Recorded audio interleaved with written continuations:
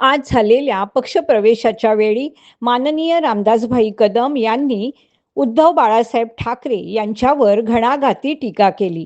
पाहूया काय म्हणालेत रामदासभाई कदम. भाई, जिस तरह से राहुल गांधी सावरकर जी के ऊपर टीका टिप्पणी करते हैं, तो नासिक के एक उवाटा के जो नेता है, उन्होंने उनको धमकी दी है कि वो महाराष्ट्र में आते हैं तो उनके ऊपर शाही पोत दी जाएगी। आपको ऐसा लगता है कि उवाटा ने मतलब उद्धव ठाकरे ने अभी किनारा करना चाहिए कांग्रेस के साथ? देखिए, जो जिसको कहना है वो बोलते नहीं, कभी बोलते नहीं, वो खाली प्रसिद्धि के लिए उन्होंने कहा होगा। और जिसको कहना है ना वो कह डालता है। वो कभी ऐसा मुंह से बोलेगा ना, मैं आएगा तो ये कहने वाला, वो कहने वाला, वो कभी बात नहीं ऐसा बोलेंगे।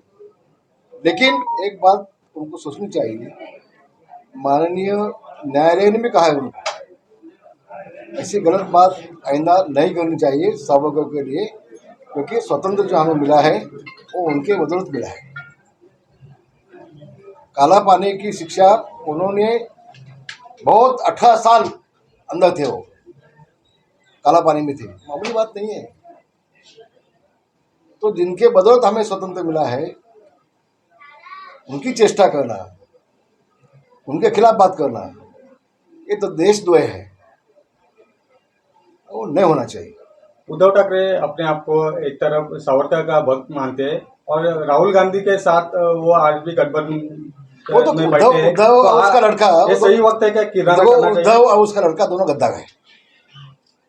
जब राहुल गांधी आए थे तो उनको वो ऐसा गले गले लगाया था उनको। ये है ना उसका पिल्लू छोटा वाला, क्या नाम उसका, आदित्य। तो ये दोगला लोग है। बाला साहब कैसे थे, बोल दिया। इनका ऐसा नहीं है, आज एक बात करेंगे कल अलग बात करेंगे। ये दोगले लोग हैं उद्धव ठाकरे। तो अभी उनके पास कुछ है ही नहीं, सब खत्म हुआ है।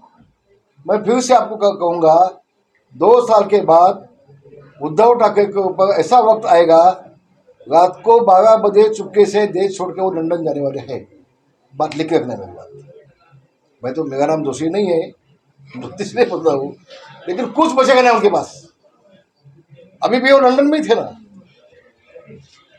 कल नागालैंड जी भी बोले कि लंदन में उनकी क्या क्या प्रॉपर्टी है, तो उनको पता होगा ज़्यादा। लेकिन सिंगापुर में भी 3 होटल किसका है, श्रीलंका में भी होटल कितना है, किसका है, स्विस बैंक में भी पैसा किसका है, 27,000 करोड़ रुपया। एक दिन सब भागा जाएगा, सब भागा जाएगा।